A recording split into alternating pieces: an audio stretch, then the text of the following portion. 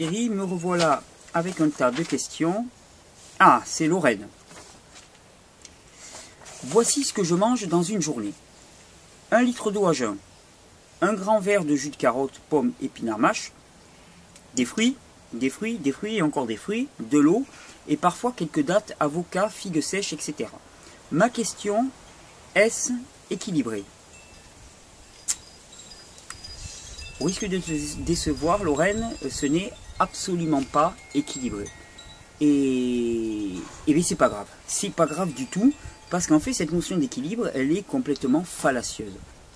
Cette notion d'équilibre, c'est une notion totalement construite qui ne correspond à rien de physiologique. Donc dans la notion d'équilibré, il faudrait que à tous les repas, on mange une certaine quantité de tous les nutriments. Alors c'est nier deux choses. La première, c'est que le corps a une capacité de stockage, c'est nier même trois choses. C'est que le corps a une capacité de stockage qui est bien supérieure à tout ce qu'on peut imaginer. Dans de nombreuses vitamines, micronutriments et macronutriments, le corps peut stocker des réserves de plusieurs mois. C'est ce qui explique qu'on peut très bien jeûner. Est-ce que quand on jeûne, on est équilibré? Ben non. Et pourtant, on va très bien et au contraire, on guérit. Donc, on s'en fiche complètement de savoir si c'est équilibré. Je vais te développer plutôt la notion de diversité tout à l'heure, plutôt que d'équilibre. Deuxièmement, quand on parle de toute cette espèce de pantalonnade, de repas équilibrés, quand on sait que les combinaisons alimentaires des aliments sont un des facteurs clés à observer et que des aliments plutôt protéiques ou plutôt glucidiques ou plutôt lipidiques ne vont pas se digérer de la même façon avec le même rythme au même moment, et donc on a tout intérêt à les dissocier, on se rend compte que manger équilibré lors d'un repas, c'est la dernière des choses à faire pour le système digestif. C'est juste complètement contraire au fonctionnement digestif de l'être humain. L'être humain est fait plutôt pour fonctionner sur du mono-aliment. C'est tout. C'est comme ça. Et ça se comprend très bien historiquement parlant, parce que l'être humain, il se posait rarement pour faire des assaisonnements dans un saladier à l'âge de Cro-Magnon. Il tombait sur un fruit, il tombait sur une plante, il tombait sur un animal, il s'en repaissait, et puis après, quelques heures après, il passait à autre chose.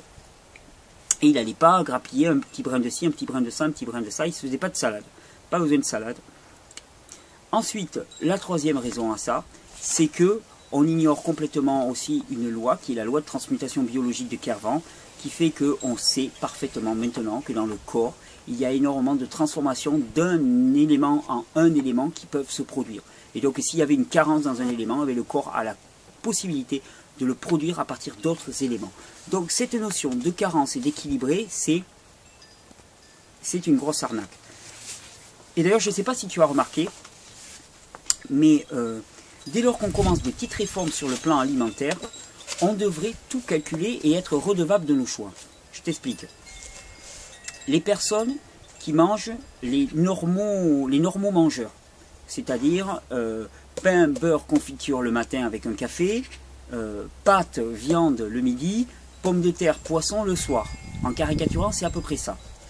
Est-ce que quiconque leur pose la moindre des questions par rapport à si leur alimentation est équilibrée, est-ce que leur apporte assez, est-ce qu'ils ont besoin de se justifier sans cesse sur leur quantité de protéines, de glucides, de lipides, de micronutriments, de vitamines A, B, C, D, E, F, J, H, I, J, K?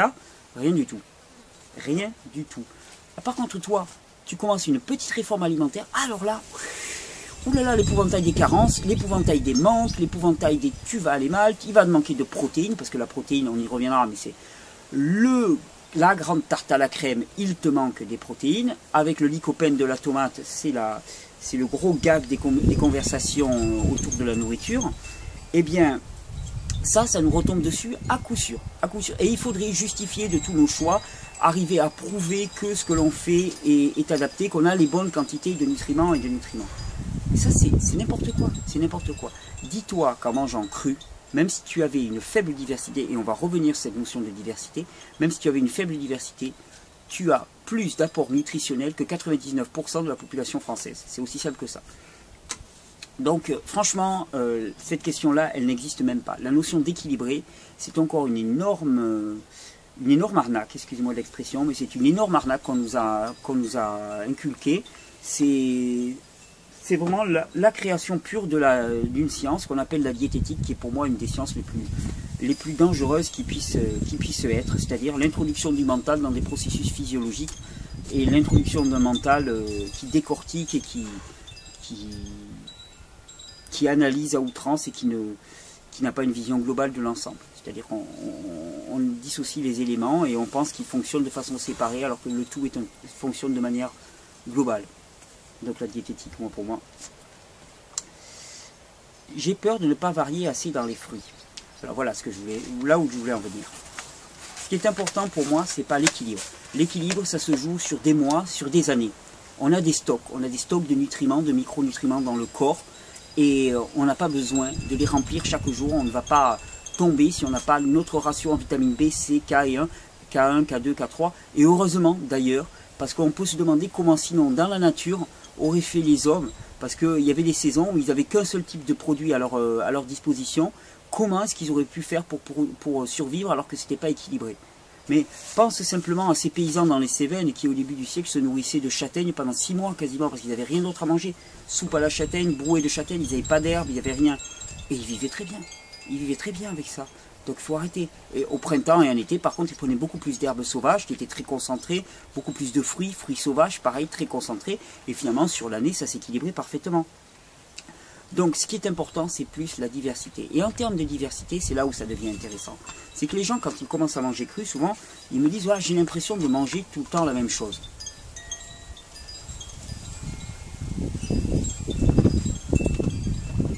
Et oui, c'est clair. Moi, quand c'est la saison des pastèques, ben, je mange que des pastèques. Pourquoi? Parce que je me régale avec les pastèques et que je ne vois pas d'autre raison de manger autre chose. Mais il faut bien comprendre qu'au cours de l'année, il y a énormément de produits qui défilent sous notre nez et dans notre bouche et dans notre organisme.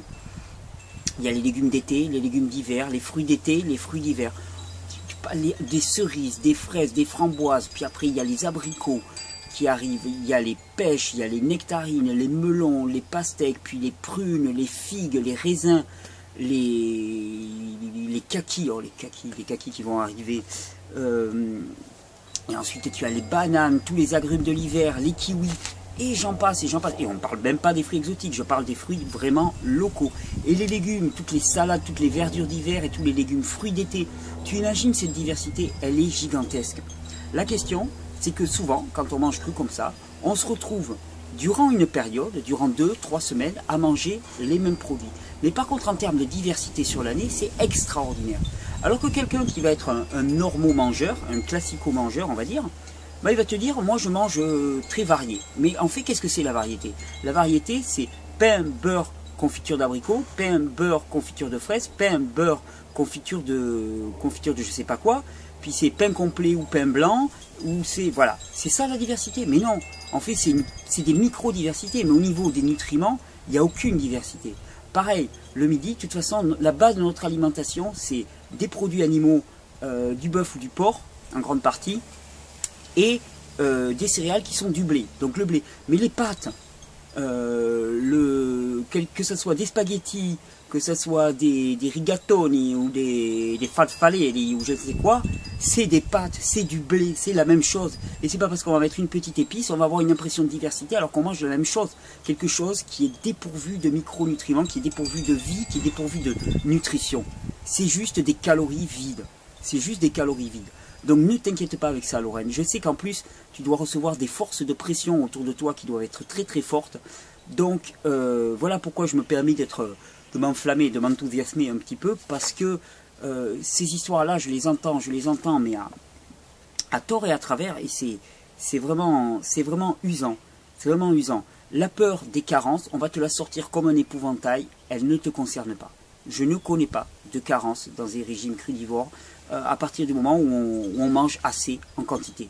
Donc mange assez, prends-toi bien des jus en hiver quand tu as moins de fruits, et tu vas avoir un apport en termes de calories, en termes de micro et de macronutriments qui sera à des milliers d'années-lumière de tout ce que peut ingérer un individu normal. Classique, on va dire. Pas normal, mais plutôt commun. C'est juste une folie. C'est juste une folie, il y a une inversion complète des valeurs. Et essayons d'analyser quand même ce que c'est qu'un repas cuit normal. Et vous allez voir, ça tourne autour de 4, 5, 6 éléments.